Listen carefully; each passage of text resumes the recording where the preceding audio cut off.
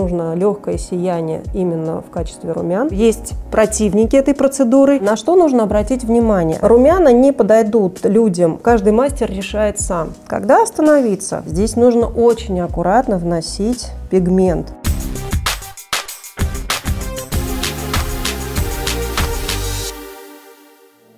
Меня зовут Ирина Максимова. И сегодня у нас будет очень необычная демонстрация перманентного макияжа румян. Ирина Максимова – руководитель собственной студии, одна из ведущих специалистов России. Опыт работы в индустрии перманентного макияжа более 19 лет.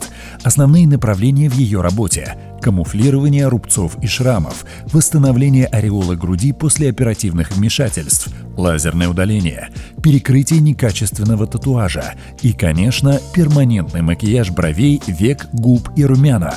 За эти годы Ирина получила многочисленное количество премий и наград, была персоной года по мнению журналов, участвовала как спикер и судья на международных чемпионатах по перманентному макияжу и косметологии, а также организовывала мероприятия. В этом видео Ирина Максимова продемонстрирует процедуру перманентного макияжа румян. Чем она делает румяна и как они выглядят спустя время, смотрите далее.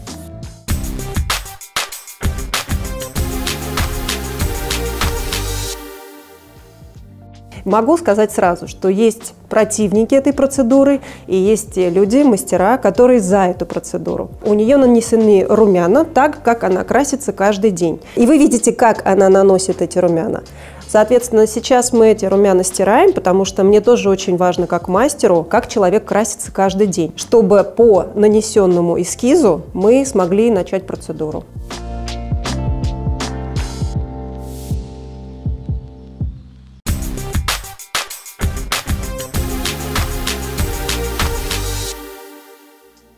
Я сделала микс из губных пигментов Ханафи номер 5 и номер 4. Добавила туда разбавитель, потому что у нас гибридные пигменты. В отсроченном результате нам нужно, чтобы румяна продержались где-то около года, может быть, возможно, полтора. И нам не нужно делать очень плотный декоративный прокрас. Нужно легкое сияние именно в качестве румян. Пигмент номер 5 и пигмент номер 4 будет записан у меня в карточке клиента как 3 к 4.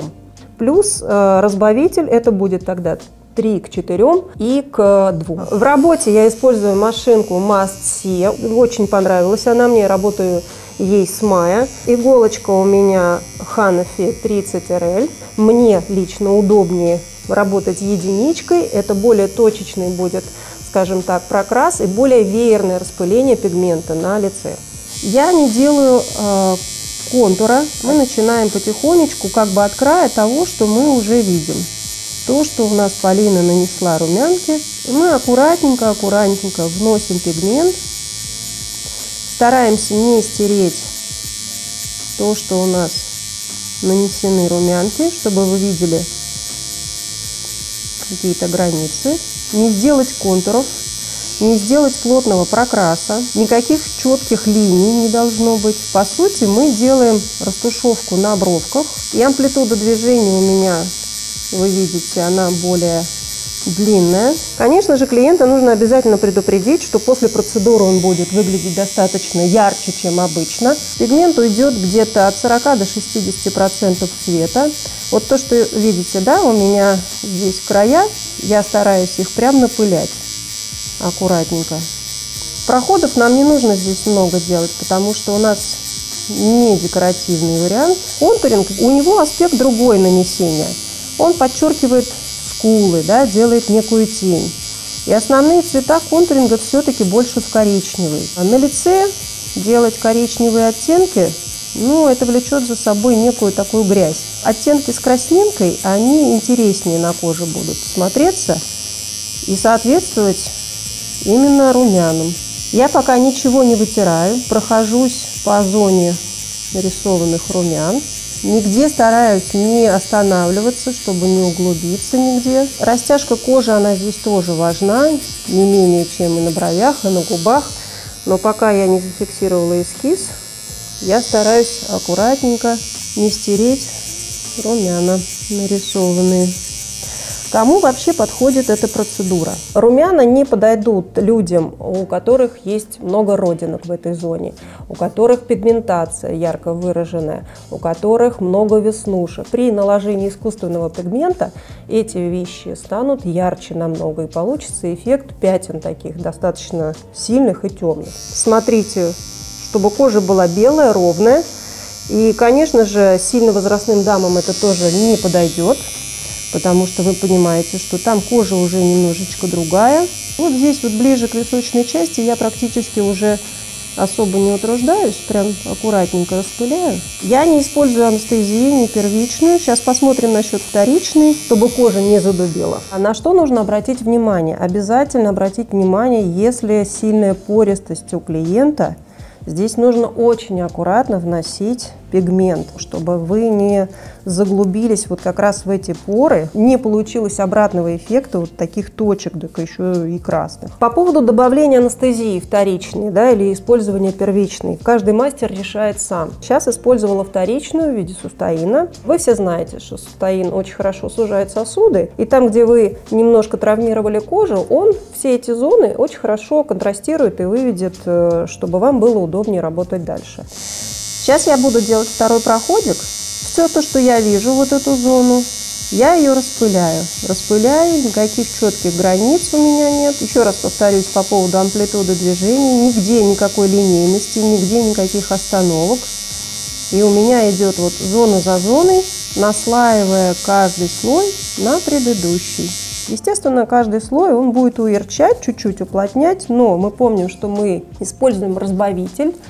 И у нас вот этой плотности, как, например, нам нужно для декоративного прокраса губ, такого не будет. Значит, обязательно хорошо вытирайте поры, чтобы понимать, что вы точно не в них. Иногда бывает, клиенты просят усилить эффект, например, краешки очень совсем прозрачные, серединка чуть-чуть поярче. Но опять же, мы все помним про градиент, чтобы не было никакого резкого перехода. Естественная сложность здесь в работе то, что у нас рельеф не такой, как, вот, например, бровки и губки, да? У нас рельеф меняющийся. Никаких вот таких вот называемых там засечек. Игла всегда в коже. Понятно, что еще от моего механического воздействия, конечно же, покраснение может усиливаться. Но здесь уже особенность работы. Если вдруг у вас в зоне проведения работы, например, пришла клиентка, все отлично, кожа хорошая, белая, гладенькая, но есть какая-то, например, родиночка там, да, или что-то вот, мы, естественно, эту часть обходим.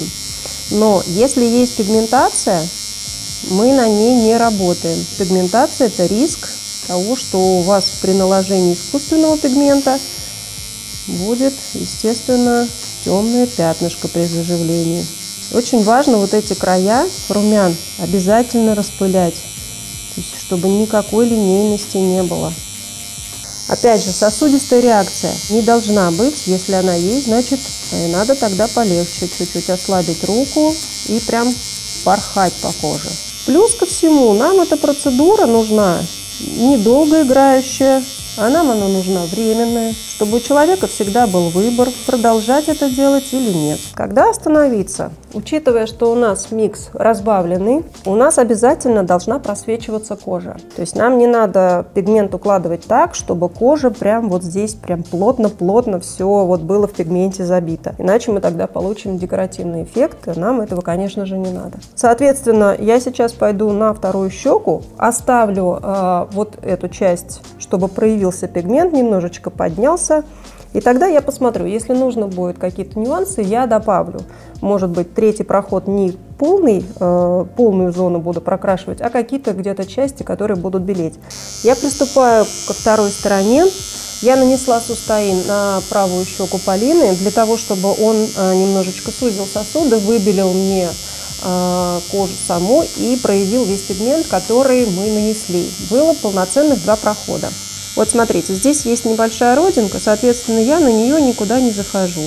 Я знаю, что некоторые мастера используют магнумы для того, чтобы захватить большую площадь, интереснее, может быть, растушевать. Я магнума опасаюсь, честно, потому что я боюсь заглубиться магнумами, учитывая, что Как я уже сказала ранее, плоскость у нас меняется, да, и угол наклона тоже меняется. И я не рисую никогда эскиз в плане контура. Это у нас не бровки.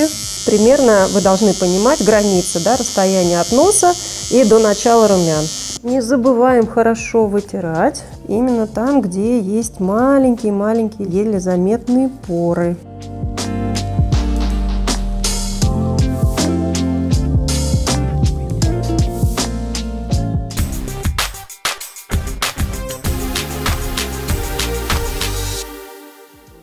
Когда вы закончили процедуру, я рекомендую вам клиента посадить прямо перед собой, посмотреть, чтобы у нас не было рваного ореола нигде, чтобы максимально симметрично был распределен пигмент. Если что-то нужно, доделываем и отпускаем клиента примерно недели на 2. Клиента мы предупреждаем, что эта яркость может продержаться до 5 дней.